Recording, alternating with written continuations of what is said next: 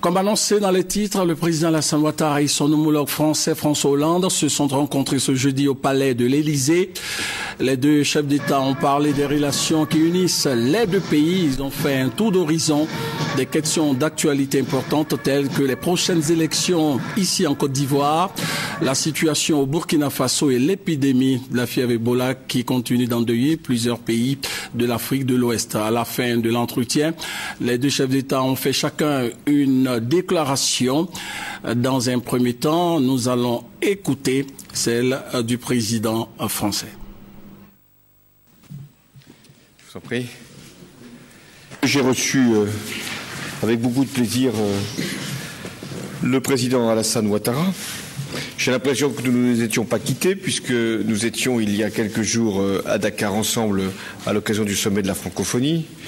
Moi-même j'étais à Abidjan il y a quelques semaines, quelques mois à peine, et j'avais été très bien reçu avec une délégation de chefs d'entreprise extrêmement copieuse, tant le développement économique de la Côte d'Ivoire est impressionnant.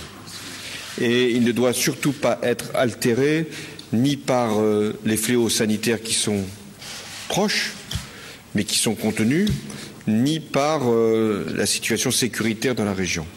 Et c'est le sens de notre relation, de faire en sorte que la Côte d'Ivoire, qui est un exemple pour beaucoup de pays, y compris dans la capacité avec laquelle la Côte d'Ivoire a assuré sa transition, que nous puissions garder cette stabilité.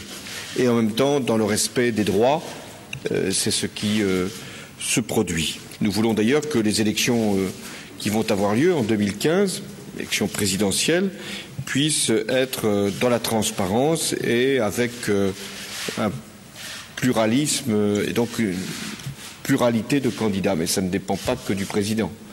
Il convient que les forces qui veulent se présenter au scrutin puissent le faire librement et veuillent le faire.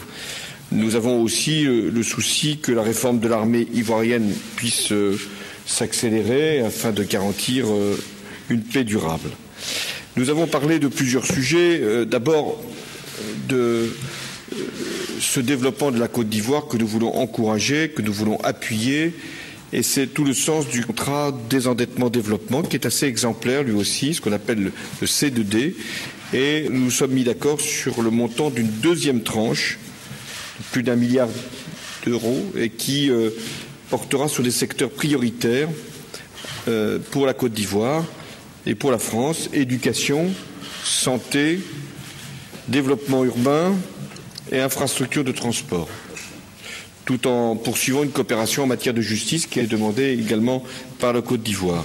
Nous sommes dans un processus aussi d'annulation de dettes parce que nous voulons montrer qu'il y a cette volonté, chaque fois que nous pouvons, faire des conversions en faveur de l'investissement. Nous avons également beaucoup d'entreprises qui sont présentes en Côte d'Ivoire, beaucoup d'entreprises françaises, et je demande vraiment qu'elles puissent être conscientes que c'est servir la croissance de la Côte d'Ivoire et servir la croissance de la France que d'y investir. Nous avons d'ailleurs plusieurs contrats qui ont été réalisés depuis ma dernière visite et j'en suis très heureux. Nous avons évoqué donc la région de l'Afrique de l'Ouest avec deux sujets principaux. Le premier, c'est le virus Ebola. La Côte d'Ivoire n'est pas touchée. La Côte d'Ivoire est aidée dans le plan justement de prévention par la France. Et nous sommes conscients que c'est d'abord dans les pays touchés que nous devons être les plus efficaces. C'était le sens de ma visite en Guinée et de ce que nous avons pu faire avec l'Europe pour assurer la présence de soignants, assurer la force de ces soignants et permettre en Guinée forestière de traiter le mal là où il s'est hélas déclaré. Et de faire en sorte que sur les frontières, nous puissions être vigilants sans enfermer les pays. C'est très important que le développement des pays qui sont touchés par Ebola puisse continuer. Nous avons aussi évoqué le Burkina Faso, puisque il s'est produit les événements que l'on sait, et nous devons avoir la même exigence. C'est-à-dire celle que nous avions portée à l'égard du président Compaoré. L'exigence, c'est le respect de l'ordre constitutionnelle. L'exigence, c'est la date des élections et d'avoir là aussi un processus de transition.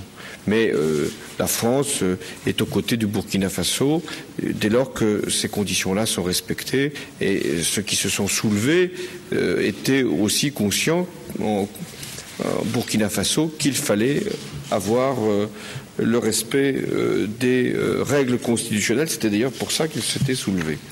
Sur enfin le climat, si je puis dire, nous avons la volonté Afrique et Europe, Côte d'Ivoire et France de réussir ce rendez-vous. Je sais que dans quelques mois, il y aura une réunion importante en Afrique de l'Ouest pour participer à ce processus, pour réussir la conférence sur le climat.